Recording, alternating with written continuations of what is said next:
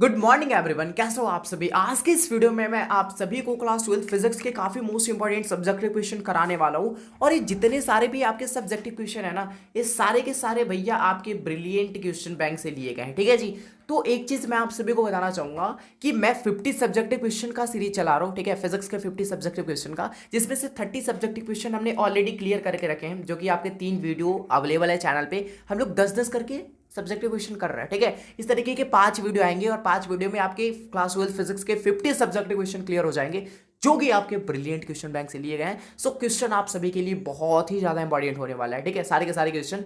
तो आज के इस क्लास में हम लोग 31 नंबर क्वेश्चन से स्टार्ट करने वाले हैं, बिकॉज 30 क्वेश्चन हमने ऑलरेडी क्लियर करके रखा है। और अगर आप सभी ने नहीं देखा तो आज के इस क्लास को एंड हो जाने के बाद जाके आप आराम से देख लेना, कोई दिक्कत नहीं है। बाकी इस वीडियो को आप सही से देख लो। ठीक है, तो आइए इस वीडियो को शुरू करते हैं। लेकिन आप सभी को भी बताएं कि वीडियो को स्टार्ट करने से पहले पवन भैया यानी कि फिजिक्स वाले भैया आपसे एक रिक्वेस्ट करते हैं।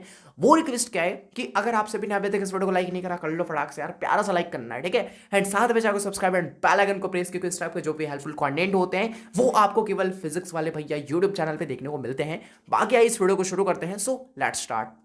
30 तो हमने ऑलरेडी क्लियर करके रखा है। ठीक है, 31 से आज के इस वीडियो में स्टार्ट करने वाले हैं। ठीक है, तो 31 नंबर क्वेश्चन आप सभी के सामने क्या बोलता है। क्वेश्चन ही बोलेगा, बोलना तो मैं खुद है, आंसर भी तुम्हें खुद ही देना है। ठीक है, क्वेश्चन क्या है कि संतोषी व्यतिकरण की 2 आवश्यक शर्तों को लिखे। जो तुम्हारा व्यतिकरण होता है, ठीक है, वो 2 प्रकार के होते हैं, पहला संतोषी, दूसरा असंतोषी। तो संतोषी के लिए कुछ आवश्यक शर्तें होते हैं, उन्हीं में से 2 आवश्यक शर्तों को आपको बताना है।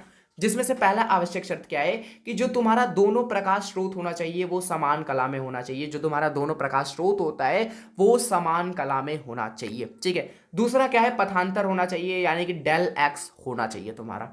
समझ गए।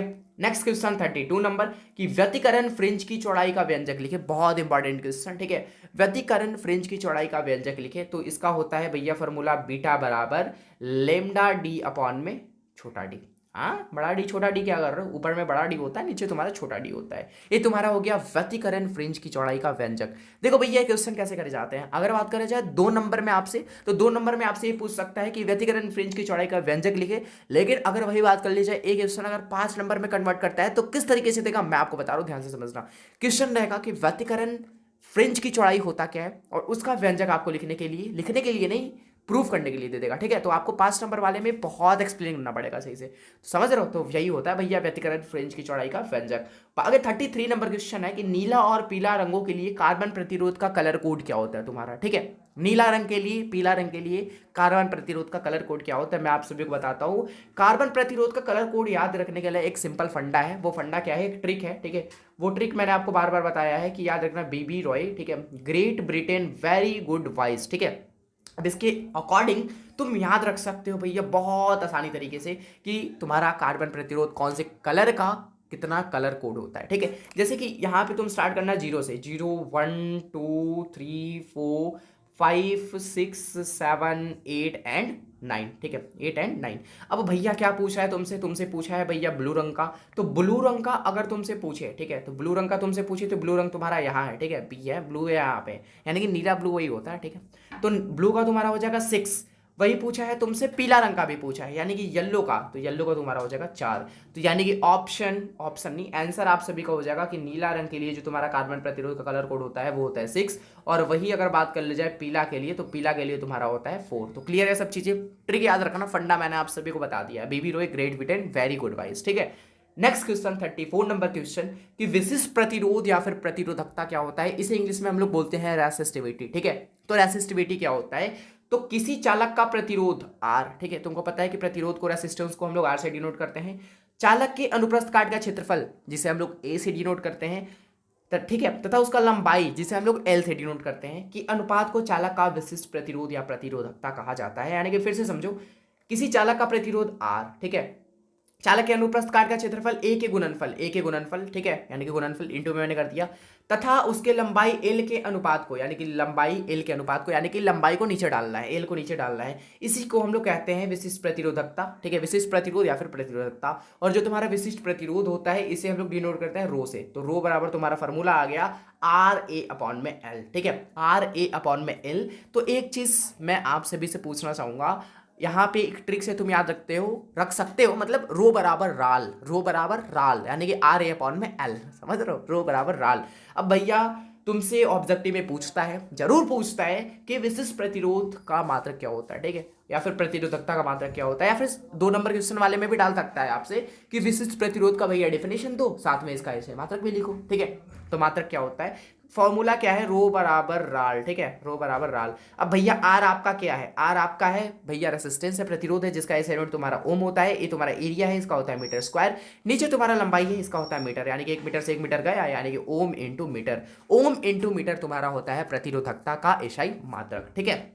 अगला क्वेश्चन 35 नंबर कि किरचॉफ का प्रथम नियम क्या कहता है। देखो किरचॉफ का प्रथम नियम, किरचॉफ के 2 नियम थे, ठीक है, किरचॉफ ने क्या किए थे भैया, 2 नियम दिए थे, जिसमें से पहला नियम तुम्हारा जो संबंधित है वो तुम्हारा आवेश से संबंधित है, चार्ज से संबंधित है, और दूसरा नियम तुम्हारा ऊर्जा से संबंधित है, ठीक है। बाकी दूसरा नियम का यहाँ पे चर्चा नहीं करा जा रहा, तो हम लोग भी चर्चा नहीं करने वाले, ठीक है, जितना बोले बस हम लोग उतना ही करने वाले हैं, ठीक है। तो यहाँ पे क्या बोल रहा है भैया, किरचॉफ का प्रथम नियम क्या है, तो आपको बताना है कि किरचॉफ का प्रथम नियम क्या है, किरचॉफ का पहला नियम क्या है। तो आइए हम लोग समझते हैं कि किरचॉफ का पहला नियम था क्या।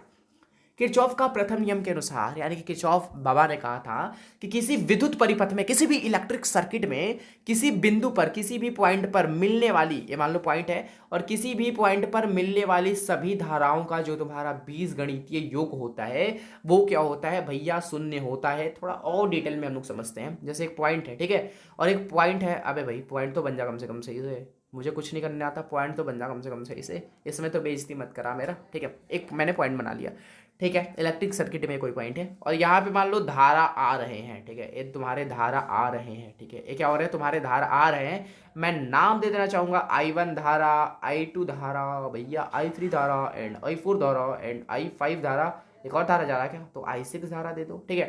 ये इतने सारे धाराएं जा रहे हैं, किसी एक पॉइंट पे मिल रहे हैं, ठीक है। अब इन सब का अगर तुम योग करते हो, यानी कि I1 प्लस में I2 प्लस में I3 प्लस में I4 प्लस में I5 और प्लस में I6, इन सब का योग जो तुम्हारा होगा वो होगा शून्य। यही तुम्हारा कहलाता है किरचॉफ का प्रथम नियम, यही तुम्हारा किरचॉफ का पहला नियम है, ठीक है, समझ गए।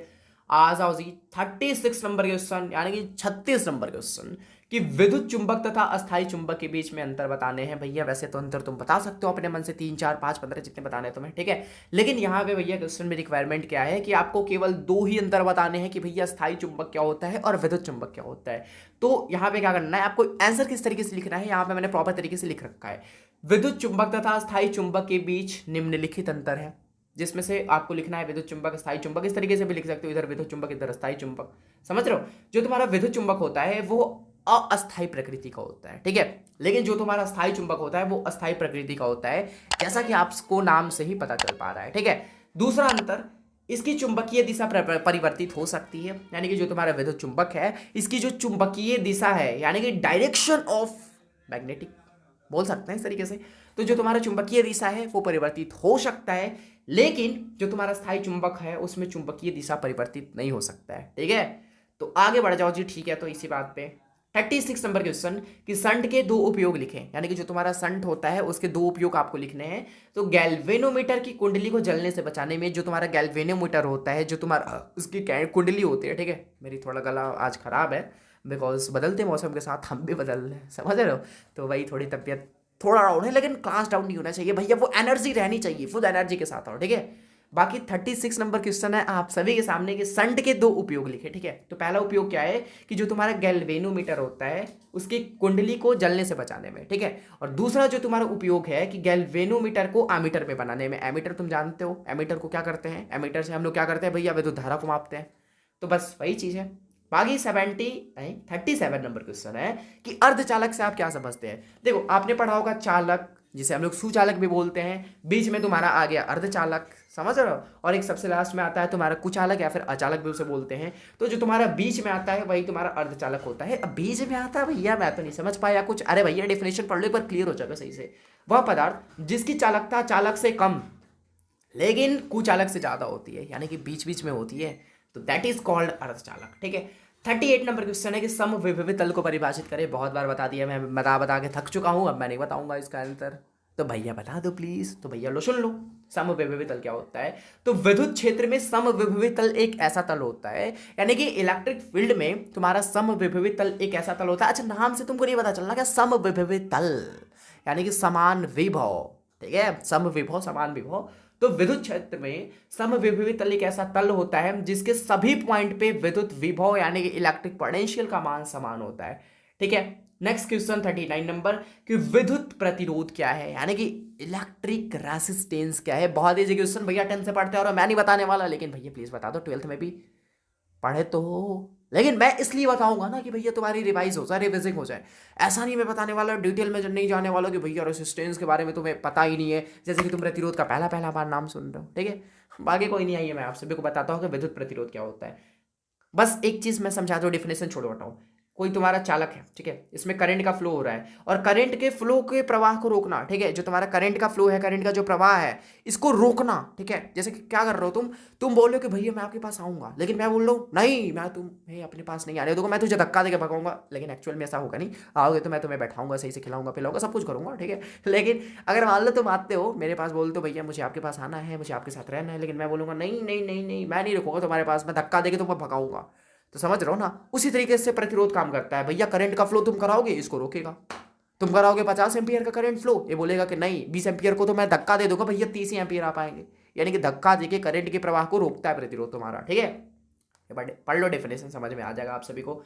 जब किसी चालक तार में विद्युत धारा प्रवाहित की जाती है, मैंने बोला कि हाँ भैया, अगर किसी चालक तार में तुम क्या कर रहे हो, विद्युत धारा को प्रवाहित कर रहे हो, तो चालक तार में कुछ बाधाएं आ जाती है, और बाधाएं इन द सेंस कि विद्युत धारा के चलने की दिशा का विरोध करती है, यानी कि तुम करंट फ्लो कराओगे, इस तरीके से प्रतिरोध रोकेगा। भैया बोलोगे कि मैं इधर चलूंगा, करंट बोलेगा भाई, सॉरी, प्रतिरोध बोलेगा भाई पीछे चल, ठीक है, इधर का आना पीछे चल, मतलब धक्का देके करंट के प्रवाह को रोकता है, ठीक है। और ये बाधाएं जो होती है वो तुम्हारा विद्युत प्रतिरोध कहलाती है। इसका एसआई मात्रक तुम्हारा होता है ओम। भैया थोड़ा सही से बना लो, सही से बन जाए भाई, ओम, ठीक है। इसका एसआई मात्रक होता है तुम्हारा ओम। तो क्लियर है, ठीक है, ये तुम्हारा विद्युत प्रतिरोध होता है। बाकी 14 नंबर क्वेश्चन आप सभी के सामने होमवर्क के तौर पे, कार्बन प्रतिरोध का कलर कोड क्या होता है, ये होमवर्क के तौर पे आप सभी बनाते नहीं हो क्या, बनाओ यार, खुद से सेटिस्फाई तो होगे। मैं नहीं देख रहा, ठीक है, आप बोलोगे अरे यार होमवर्क क्या बनाना भैया, देख थोड़ी रहे। हाँ मैं मानता हूँ मैं नहीं देख रहा, लेकिन भैया खुद से तो संतुष्ट हो जाओगे ना कि हाँ चलो मैंने क्लास भी कवर कर लिया, भैया ने होमवर्क दिया था वो भी मैंने बना लिया। खुद से तो संतुष्ट हो जाओगे कि चलो लाइफ में या फिर दिन में मैंने एक बार तो सही से पढ़ाई कर ली ना, तो बना लेना खुद के सेटिस्फाई के लिए। बाकी दूसरों को संतुष्ट करने के चक्कर में रहोगे तो फिर कभी नहीं आगे बढ़ सकते। बाकी थैंक यू सो मच आप सभी को यहाँ तक जुड़ने के लिए।